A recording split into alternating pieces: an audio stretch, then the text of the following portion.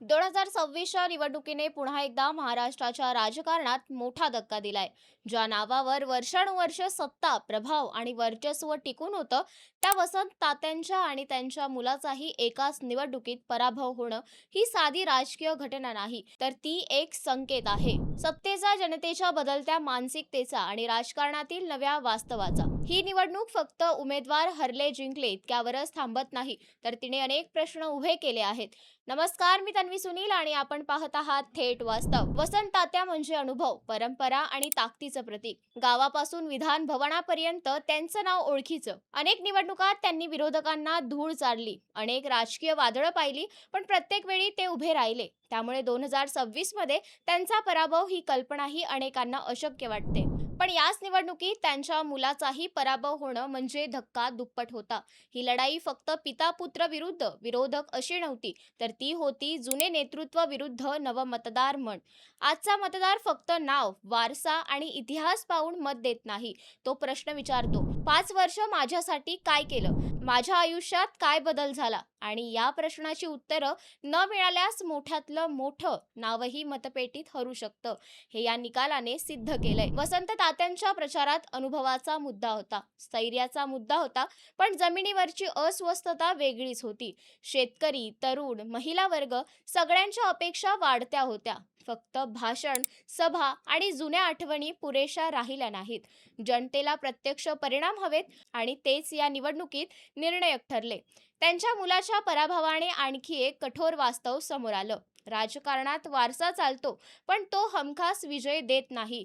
तात्यांचा मुलगा आहे ही ओळख काही वर्षापूर्वी जमेची बाजू होती, पण 2026 मध्ये तीच ओळख पुरेशी ठरली नाही. मतदारांनी स्पष्ट संदेश दिला, आम्हाला नाव नाही, काम पाहिजे. या पराभवामागे संघटनात्मक त्रुटीही कारणीभूत ठरल्या. बूथ लेवलवर असलेली पकड ढिली झाली होती.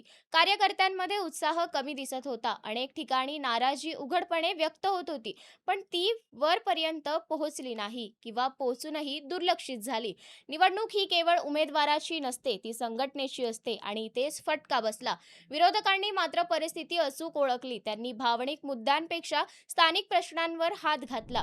पाणी, रोजगार, रस्ते, शिक्षण हे मुद्दे थेट मतदाराच्या आयुष्याशी जोडलेले होते. प्रचारात त्यांची बदल हा शब्द केंद्रस्थानी ठेवला आणि जनता त्याच दिशेने गेली.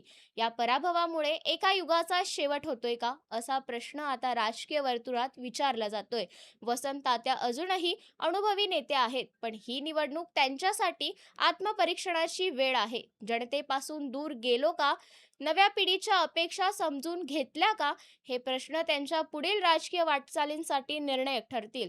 पिता पुत्र दोघांचा पराभव म्हणजे घरातली राजकीय सत्ता एकाच वेळी ढासळणं. कार्यकर्त्यांमध्ये निराशा आहे, समर्थकांमध्ये शांतता आहे आणि विरोधकांमध्ये आत्मविश्वास.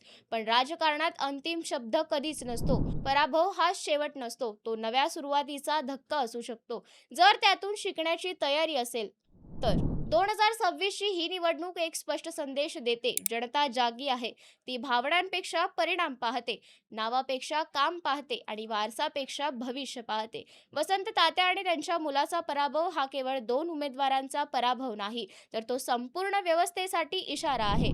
आज जो हरतो तो उद्या शिकून परतही येऊ शकतो, पण जो संदेश ऐकत नाही तो इतिहासात अडकतो. 2026 ने हेच दाखवून दिलं आहे, राजकारण बदलतंय, मतदार बदलतोय आणि जो बदल स्वीकारता येत नाही तो कितीही मोठा असला तरी मतपेटीत पराभूत होतो. अशाच वास्तवाची जाणीव करून देणाऱ्या परिपूर्ण व्हिडिओसाठी लाईक, शेअर, सबस्क्राईब करायला विसरू नका.